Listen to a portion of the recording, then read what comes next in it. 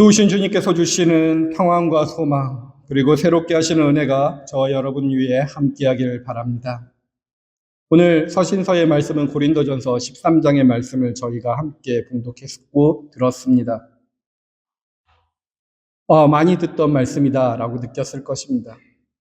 정말로 세계 어느 곳의 결혼식장에서 많이 쓰이는 본문 중에 하나일 것입니다. 그래서 그 본문을 들을 때, 우리가 사랑을 실천해야 되구나, 나에게 사랑이 없구나, 라는 반응으로 이 말씀을 듣습니다. 어떤 분은, 정말로 이 말씀을 들으면서 내가 이제는 사랑을 실천하겠다. 또 어떤 분들은, 이 말씀을 들으면서, 사랑을 실천해도 이 모양, 저 모양. 또 실천을 해도 여전히 그 모양이기 때문에 나는 가망이 없다라는 그런 생각에 머뭅니다. 근데 오늘 바울이 정말로 우리에게 사랑을 실천해야 된다. 신혼부부에게 꼭 필요한 것에 대한 사랑이 실천에 필요하기 때문에 이 말씀을 주었을까 한번 생각해 봤습니다. 우리가 계속 지난 2주부터 고린도전서 12장의 말씀을 읽어봤는데 그 말씀에 대안으로 이 말씀이 필요했던 것이 아니었을까? 왜냐하면 계속해서 이 뒤에 있는 14장의 말씀을 읽어보면 은사에 대한 내용들이 계속 나옵니다. 12장에서 그 은사에 대해서 고린도 교회에 분란이 있는데 주님의 한 몸 된 교회가 그러한 분란에 빠질 수 있냐 말합니다. 그리고 14장에서도 방언에 대한 은사에 대한 이야기를 합니다. 지금 무엇인가 그 은사에 대한 이야기를 하고 싶은데 이 사랑에 대한 이야기가 필요했던 것이 아니었을까? 저는 논리적인 흐름 속에서 그렇게 성경을 묵상해 봤습니다. 지금 사랑과 은사의 관계성이 중요한 것입니다. 결론부터 말씀드리자면 바울은 우리가 갖고 있는 모든 은사들은 내가 지금 교회에서 행하는 가장 값진 것은 내가 지금 생각하는 것 속에서 가장 중요한 가치관은 상대적일 수 있다는 것입니다. 은사는 상대적이라는 것입니다. 가장 절대적인 사랑에 비추어서 모든 것을 판단해보라 바울은 이야기하고 있다는 것입니다. 한번 그 내용들을 계속해서 살펴보겠습니다. 고린도전서 1절에서 3절 말씀입니다. 내가 사람의 모든 말과 천사의 말을 할 수 있을지라도 내가 사랑이 없으면 울리는 징이나 요란한 꽹가리가 될 뿐입니다. 내가 예언하는 능력을 가지고 있을지라도 또 모든 비밀과 모든 지식을 가지고 있을지라도 또 산을 옮길 만한 모든 믿음을 가지고 있을지라도 사랑이 없으면 아무것도 아닙니다. 내가 모든 소유를 나누어 줄지라도 내가 자랑 삼아 내 몸을 넘겨줄지라도 사랑이 없으면 내게는 아무런 이름이 없습니다. 라고 바울은 전하고 있습니다. 귀한 은사들을 열거합니다. 생각해 보십시오. 이런 은사들이 지금 우리 교회 안에 있다면, 우리 가정 안에 있다면 얼마나 좋을까요? 우리 부러워할 만한 내용들입니다. 그런데 이것들 모두가 사랑과 연결되지 않으면 아무 가치가 없다라는 것입니다. 이걸 좀 반대로 생각해 보십시오. 사랑과 연결되지 않는다라고 하는 것은 사랑이 없이 이 모든 것이 이루어질 수 있다라는 것입니다. 사랑 없이 방언할 수 있고요. 사랑 없이 천사의 말, 예언, 비밀, 지식, 믿음, 구제, 순교까지도 가능하다는 것입니다. 대단한 것들인데 우리는 그 모든 것들을 상대적으로 생각해 봐야 되는데 하나님과 연결 없이 다 이루어질 수 있다는 것입니다. 그 지점에서 우리를 살펴보십시오. 목회자인 제가 하나님 없이 사랑 없이 목회를 할 수 있다는 것입니다. 목회자의 설교가 하나님 없이 사랑 없이 선포될 수 있다는 것입니다. 목회자만 그럴까요? 사랑 없이, 하나님 없이, 예수님 없이 신자 생활이 가능하다는 것입니다. 오늘 이 말씀을 놓고 우리는 깊이 한 주 생각해 봐야 됩니다. 나의 신앙생활이, 나의 하루하루가 하나님과 어떤 관계를 맺고 있는지. 아침에 일어나서부터 지금까지의 생활이, 주일을 맞이해서 하나님께 예배 나온 나의 생활이 하나님과 관련되어서 있는 것인지 아니면 하나님 없이 이루어지는지 우리는 생각해 봐야 된다는 것입니다. 우리는 사랑 없이, 하나님 없이, 예수님 없이 얼마든지 기도할 수 있고요. 얼마든지 말씀을 읽을 수 있고요. 얼마든지 신앙적인 덕담과 자신의 주장을 선포할 수 있습니다. 마치 세상에서도 얼마든지 그런 일들이 발생하죠. 부부가 서로 사랑하지 않습니다. 하지만 남편은 사람들에게 우리는 사랑하는 부부야 라는 모습을 보여주고 싶습니다. 그러니 남편은 부인 생일날 꽃다발과 아주 비싼 선물을 사갖고 들어갑니다. 사랑 없이 꽃다발을 살 수 있고 사랑 없이 선물을 살 수 있습니다. 자기 만족으로 그게 가능합니다. 아내를 사랑하지 않는다는 사실을 숨기기 위해서 더욱더 그런 일을 많이 합니다. 우리는 자기를 합리화하기 위해서, 자기 만족에 빠지기 위해서 얼마든지 그런 모습을 취할 수 있습니다.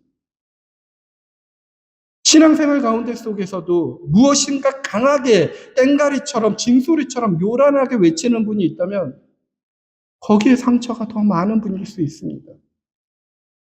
그 부분이 가장 약한 부분일 수 있습니다. 그런데도 그 상대적인 것에 사로잡혀 있어서 그 상대적인 것들을 너무나 크게 이야기합니다. 우리 안에 일어나는 것들은 다 상대적인 가치라는 것을 바울은 전해주는 것입니다. 절대적인 사랑과 연결되어 있어야만 합니다. 그러면서 바울은 또한 한 가지 더 중요한 걸 말합니다. 우리가 중요하다고 생각하는 것, 그 상대적인 가치들은 다 없어질 것이라는 것입니다. 8절부터 10절 말씀 보십시오. 사랑은 없어지지 않습니다. 그러나 예언도 사라지고 방언도 그치고 지식도 사라집니다.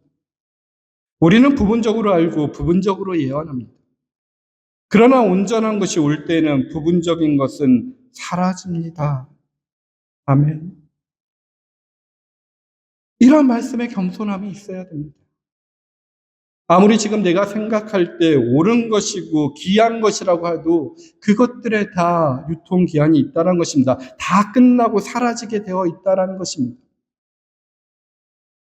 하나님과 관련 없는 그 모든 것들은 상대적인 것이기 때문에 더 우리가 집중하실 필요가 없지만 하나님과 관련되어 있는 나의 은사들도 결국은 사라지게 된다는 것입니다. 그러니 자랑할 수가 없는 것이죠. 그런 나를 드러낼 수가 없는 것입니다. 생각해 보십시오. 한 번만 더 깊이 생각해 보십시오. 내가 하나님과 관계되어서 예언을 한다고 생각해 보십시오. 근데 하나님의 그 예언의 말씀이 성취됩니다. 그럼 그 뒤로 예언이 계속 될까요? 말씀이 성취되었기 때문에 예언은 끝났습니다. 사라질 것입니다. 방언을 하는 것도 그렇습니다. 신비로운 방식으로 하나님과 소통하는 것입니다. 하나님과 깊은 관련돼서 방언하는 거 아주 좋죠. 그런데 하나님과의 온전한 관계가 이루어지면 그 하나님이 오셨을 때 그런 신비로운 방식은 무의미합니다. 우리에게서 사라질 것입니다. 지식도 그렇죠. 지식은 하나님에 대해 감추어지는 것을 드러내는 것들입니다. 근데 하나님의 온전함이 드러나 버리면 그 지식도 사라지게 되어 있습니다. 우리가 갖고 있는 그 은사는 다 상대적이고 사라질 것이라는 것입니다. 내가 갖고 있는 가장 중요하다는 생각, 가치관도 다 상대적이고 사라질 것이라는 것입니다. 그런데도 우리는 거기에 절대적으로 매달려 있죠. 바울은 계속해서 그 은사가 상대적인 것인데 그걸 다른 개념으로 더 비유적으로 설명합니다. 부분적이라고. 온전한 것이 아니라고. 어린아이와 같다고. 희미한 것이라고. 근데 그거를 확실한 것으로, 성인된 것으로 표현하지 말라는 것입니다. 특별히 어린아이 같다는 표현이 재밌기도 하고 실감이 더 납니다. 11절에 보니 그대로 제가 11절에서 다시 읽어드리겠습니다. 내가 어릴 때에는 말하는 것이 어린아이와 같고 깨닫는 것이 어린아이와 같고 생각하는 것이 어린아이와 같았습니다. 그러나 어린이 되어서는 어린아이의 일을 버렸습니다. 바울은 지금 고린도 교회 신자들을 어린아이와 같다고 보았습니다. 방언을 하면서 교회를 이끌어가는 그 리더들이 다 어린아이 같다는 것입니다. 하나님의 은사를 받아서 병을 고치는 그 자들이 어린아이와 같다는 것입니다. 그 이유는 그 고린도 교회 신자들이 방언을 비롯한 은사를 과대평가하고 때로는 절대적인 것으로 여겼기 때문에 그렇습니다. 거기에 자신들의 신앙을 온전히 걸었던 것이 어린아이와 같다는 것입니다. 상대적이고 사라질 것입니다. 한번 생각해 보십시오. 우리 어린 시절 아주 돌아가 보십시다. 제가 초등학교 그 더 전에 유치원 때 동네에서 아이들이 다 모여서 놀았습니다. TV를 보거나 혼자서 놀던 시절이 아니었죠. 모여서 놀면 돌로, 구슬로, 딱지로 여러 가지 도구를 갖고 놉니다. 구슬치기를 해서 구슬을 많이 갖고 있으면 그것이 대단한 것입니다. 딱지를 치게 해서 딱지를 많이 갖고 있는 것이 가장 최고입니다. 그 어린 시절에는 그것을 절대화했습니다. 그리고 그것을 더 많이 갖기 위해서 친구와 다투기도 하고 싸우기도 하고요. 서로 엉뚱한 기축을 만들어서 그 놀이에서 내 것을 더 많이 가지려고 합니다. 근데 그와 같은 모습이 교회에서 일어난다는 것입니다. 사라질 것이고 중요한 것이 아닌데 상대적인 것인데 이것이 가장 중요하다고 생각하면서 서로 교회 안에 속에서 주님의 몸된 교회 안에 속에서 고린도 교회가 분쟁과 파당을 일으키고 있다는 것입니다. 누구에게 세례를 받았나 하는 문제로, 누구의 은사가 더 큰가 하는 문제로 거기에 순위를 매깁니다. 심지어 성찬식 문제를 갖고 다툽니다. 배제당합니다. 고린도 교회 신자들이 인격적인 결함이 있었기 때문에 그랬을까요? 아닙니다. 그들이 그 잘못된 것을 절대화했기 때문에 그렇습니다. 그때 일치를 이룰 수가 없습니다. 근데 오늘 이 말씀은 오늘 이 세상 속에 살아가는 기독교인들이 한번 더 깊이 묵상해야 된다고 저는 생각합니다. 세상이 이분법적으로 나눠져 있습니다. 간단한 공식 속에서 간단한 원칙으로 내가 맞냐 틀리냐 하는 세상에 우리는 살아가고 있습니다. 그때 우리는 어떤 것을 중요하게 생각해야 될까요? 하나님과의 절대적인 것에 묶여있는 그 가치관인지, 하나님과에서 묶여있는 절대적인 가치관이라도 그것은 부분적이라는 것을 겸손하게 말할 수 있는 사람인지 생각해 봐야 됩니다. 또한 내 안에 있는 그런 것들을 살펴봐야 됩니다. 어린 시절은 구슬을 많이 갖고 딱지를 많이 갖는 것에 절대적으로 여겼지만 이제는 무엇인가 다른 것으로 우리를 안에서 절대적인 것으로 여기고 있지 않는가 살펴봐야 됩니다. 명예가, 물질이, 아니면 삶의 자리가 그 없어질 것에 대한 것을 절대적으로 여기고 그 안에 속에서 우리가 아둥바둥하고 살고 있는 것은 아닌가요? 상대적인 경험을 절대적인 진리의 잣대로 삼고 이웃을 판단하고 이웃을 배제하며 미워하고 있는 것은 아닌가? 내 마음 안에서 하나님의 선물로 주어지는 가정 안에서 예수 그리스도의 몸된 교회 안에 속에서 늘 분쟁과 파당의 현실로 살아가는 우리의 모습은 있지 않은가? 이번 주 한번 깊이 묵상해 보십시오. 정말 오늘날 교회는 지난주에 강조했던 것처럼 보이지 않는 하나님의 나라에 대한 관심이 있어야 되는데 보이는 것에만 집중합니다. 절대적인 그 하나님, 보이지 않는 하나님에게 집중해야 되는데 눈에 보이는 일에만, 상대적인 것에만 집중합니다. 얼마나 많은 시간을 그곳에서 보내고 있는지, 얼마나 많은 성과물을 만들어냈는지, 얼마나 많은 일들이 일어났는지 거기에 집중하다 보면 부분적으로 알고 부분적으로 예언하는 일이 우리 안에서 발생하는 것입니다.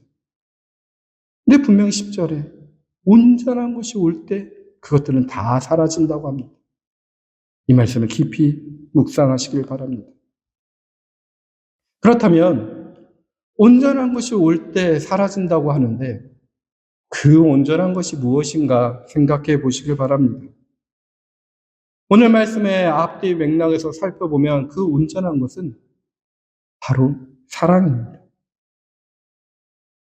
은사를 상대어로 만드는 것은 사랑이라는 것입니다. 이 사랑만이 절대적이고 온전하다고 말합니다. 근데 우리는 이 사랑 이야기하면 내가 갖고 있는 사랑의 느낌에 나의 개인적인 사랑의 느낌으로 생각할 경우가 많습니다. 하지만 절대적인 사랑을 한번 생각해 보십시오. 그 사랑의 속성, 그건 분명히 하나님의 속성입니다. 오늘 이 말씀, 사랑에 대한 속성 4절부터 7절 말씀을 다시 한번 묵상해 보십시오. 사랑은 오래 참고 친절합니다. 사랑은 시기하지 않으며 뽐내지 않으며 교만하지 않습니다. 사랑은 무례하지 않으며 자기의 이익을 구하지 않으며 성을 내지 않으며 원한을 품지 않습니다. 사랑은 불의를 기뻐하지 않으며 진리와 함께 기뻐합니다. 사랑은 모든 것을 덮어주며 모든 것을 믿으며 모든 것을 바라며 모든 것을 견딥니다. 15가지의 항목을 말합니다. 우리는 사랑에 대한 개인적인 감정은 늘 형용사처럼 생각합니다. 사랑의 풍성한 느낌, 여기에 집중하죠. 하지만 여기에 쓰여있는 사랑은 형용사가 아니라 다 동사입니다. 단순히 머릿속에서 맴도는 사랑이라는 사유나 관념이 아니라 행위로서 나타난다는 것입니다. 근데 이 사랑, 모든 것들이 하나님만이 하실 수 있는 것입니다. 모든 것을 참으며 모든 것을 믿으며 모든 것을 바라며 모든 것을 견딜 수 있는 사람 없습니다. 겉모양이 아니라 모든 동기에서 완전히 순수해야만 가능한 이 사랑, 누가 실천할 수 있을까요? 오직 예수 그리스도의 능력으로만 가능합니다. 하나님은 사랑이시다라는 이 성경의 명제를 우리는 알고 있습니다. 이 사랑이 하나님의 존재 방식입니다. 하나님이 사유나 관념으로 존재하는 것이 아니라 우리를 사랑함으로 행위로 존재하고 계십니다. 하나님은 사랑이십니다. 우리가 예전에 선하고 아름다운 하나님이라는 책을 통해서 영혼의 훈련 가운데 이 고린도 13장의 말씀을 사랑이란 단어 자리에 하나님을 넣어서 묵상해보라 라는 영혼의 훈련의 가지가 있었습니다. 오늘 이번 주도 다시 한번 이 말씀을 읽어보십시오. 그리고 다시 한번 들어보십시오. 사랑이란 자리에 하나님을 넣어봤습니다. 하나님은 사랑이시기에 가능합니다. 하나님은 오래 참고 친절합니다. 하나님은 시기하지 않으며 뽐내지 않으며 교만하지 않습니다. 하나님은 무례하지 않으며 자기의 이익을 구하지 않으며 성을 내지 않으며 원한을 품지 않습니다. 하나님은 불의를 기뻐하지 않으며 진리와 함께 기뻐합니다. 하나님은 모든 것을 덮어주고 모든 것을 믿으며 모든 것을 바라며 모든 것을 견딥니다. 이 하나님을 깊이 묵상하십시오.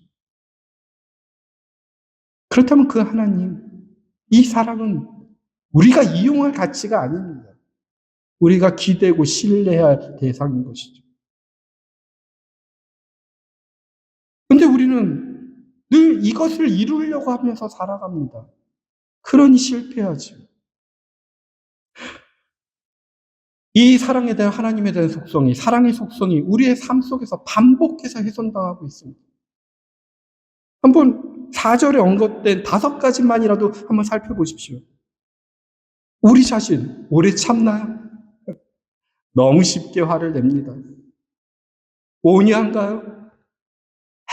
신앙인들 너무나 거칩니다. 시기하지 않나요? 시기심에 불타오르는 사람들을 너무 많이 봅니다. 자랑하지 않나요?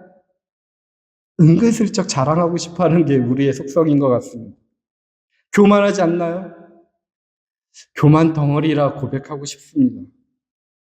사실 우리의 현실은 사랑과 정반대로 살아갑니다. 우리는 사랑에 늘 실패하고 있습니다. 주변에 사랑에 성공하신 분이 있나요? 기독교 역사 속에 성인은 사랑에 성공했고, 아니면 가까운 어머니의 사랑은 성공한 거 아니냐 말씀하시는 분도 있을 수 있습니다. 그런데 그들의 사랑을 보더라도 아무리 그 사랑들이 지고하다 하더라도 사랑 자체는 아닙니다. 모든 소유를 남을 구제하고 순교의 길을 간다 해도 사랑 없으면 아무 유익이 없다 한 바울의 말이 빈말이 아닙니다. 그 성인이나 어머니의 사랑 속에서 볼 수 있는 것, 정말 그 마음과 행의 귀한 은사입니다. 그런데 그 사랑은 다 부분적이라는 것입니다. 기껏 해봐야 아름다운 퍼즐 한 조각에 불과한 그 사랑이 어찌 퍼즐 전체의 그림을 대신하고 하나님의 온전한 사랑 그 자체를 대신할 수 있을까요? 부분적인 우리는 온전한 사랑을 담아낼 수가 없습니다.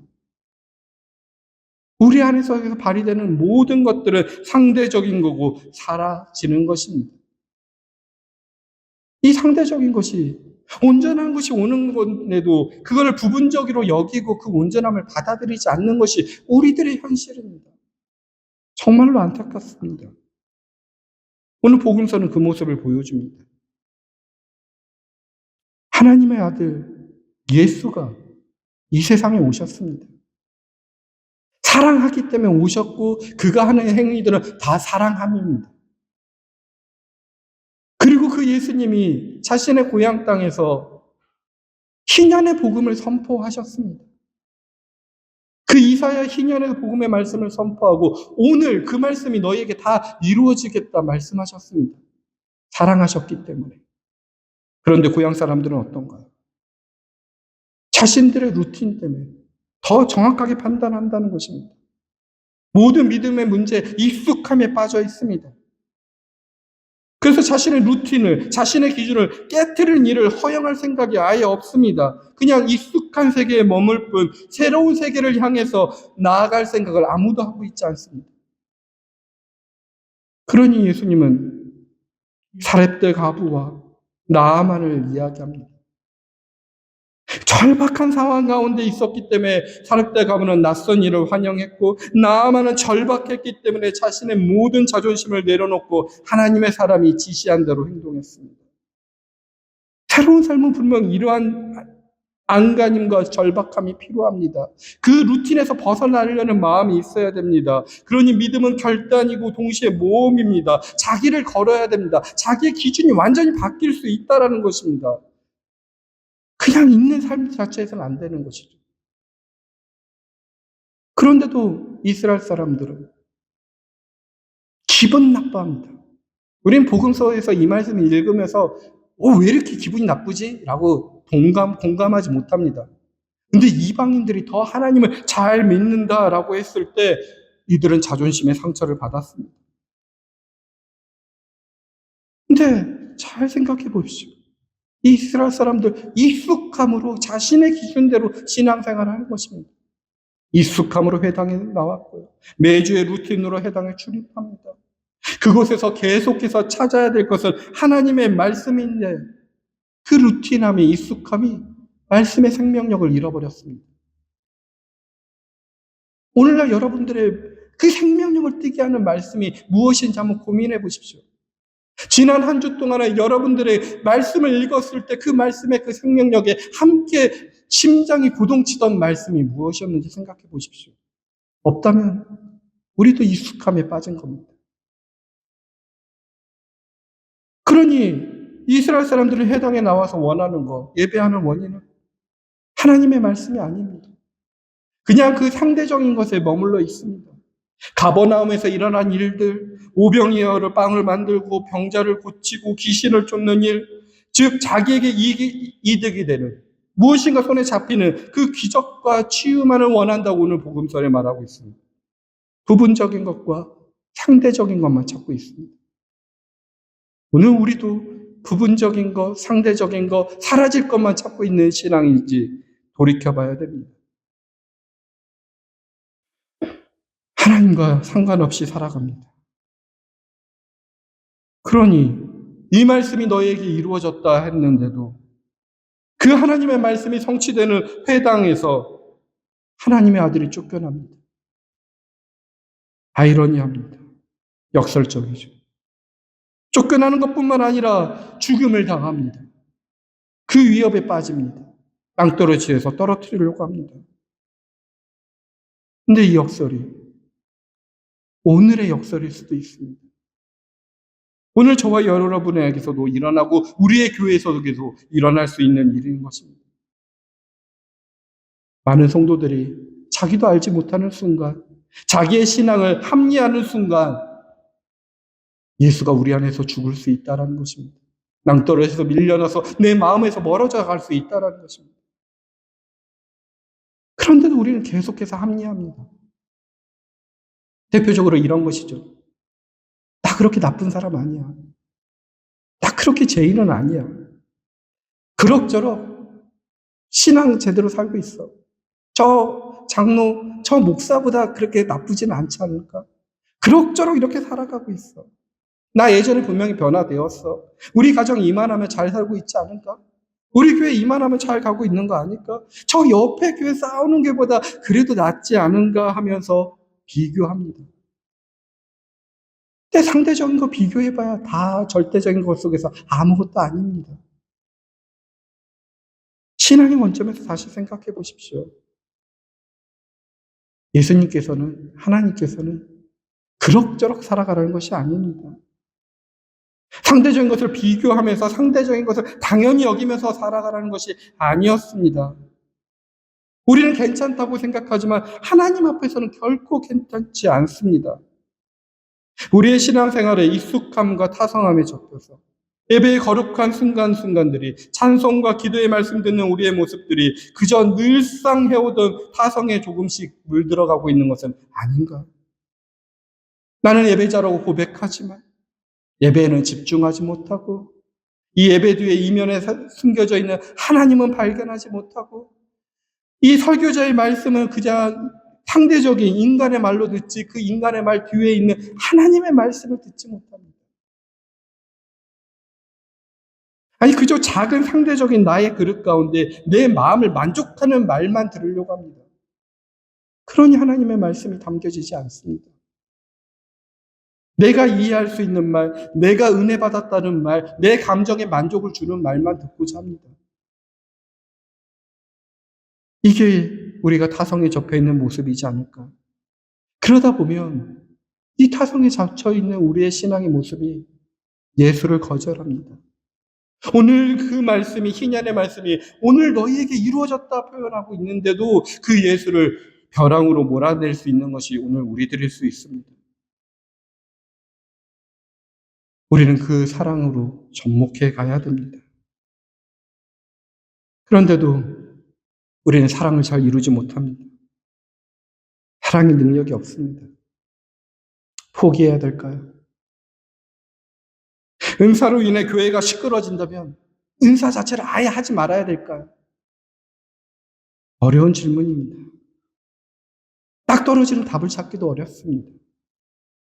고린도 교회의 문제가 오죽 심각했으면 바울이 은사 문제를 12장, 13장, 14장, 3장에 걸쳐서 길게 설명했을까요? 우리는 바울의 가르침에 따라 방향만 찾을 수 있을 것 같습니다. 구체적인 답은 각자 개인의 삶 속에서 찾아야 되는 것 같습니다. 오늘 본문 속에서 우리에게 주어지는 그 방향성은 온전한 것과 부분적인 것을 구별해 보라는 것입니다. 절대적인 것과 상대적인 것을 구별해 보라는 것입니다. 하나님의 것과 내 안에서 내가 만들어내는 것을 구별해 보라는 것입니다. 근데 이것이 구별이 쉽지가 않습니다. 왜냐하면 부분적인 것과 온전한 것이 늘 엉켜져 있습니다. 부분적인 것은 겉으로 드러나지만 온전한 것은 늘 속에 숨겨져 있습니다. 그런데도 우리는 이것을 구별해야 되는 것입니다. 이 구별은 하나님을 온전히 신뢰할 때 생긴다고 저는 생각됩니다. 각자 신뢰의 방법은 다를 것입니다. 온전히 신뢰할 때 하나님의 사랑의 빛이 비춰져서 이 온전한 것과 부분적인 것을 구별할 수 있을 것입니다. 그리고 그 하나님의 사랑, 하나님을 최고라 고백할 수 있을 것입니다. 그러니 오늘 13절에 이렇게 마지막에 바울은 우리에게 말씀하시죠. 그러므로 믿음, 소망, 사랑 이 세 가지는 항상 있을 것인데 그 가운데 으뜸은 사랑이라 말합니다. 하나님의 사랑이 가장 하나님이 중요하다는 것입니다. 그 하나님을 전적으로 신뢰하는 믿음을 가지고 그 하나님의 나라가 다시 온다는 것을 소망하며 하나님의 사랑에 붙들려 사랑으로 살아가는 것입니다. 부분적인 것에 영향받아서 나의 영혼을 갉아먹으면서 상대방을 상처 주지 말라는 것입니다. 그것만큼 어리석은 일이 없습니다. 그것만큼 무리한 일도 없습니다. 우리가 온전한 곳에 마음을 기울이며 온전한 하나님을 신뢰한다면 우리도 자신도 모르는 사이에 사랑의 능력에 휩싸이게 됩니다. 예수 그리스도가 능력을 발휘합니다. 그러니 연약한 우리를 위해 이 땅에 오신 예수님을 잊지 마십시오. 그 예수님은 그분을 살해하려는 우리 한가운데 묵묵히 지나가시는 예수님입니다.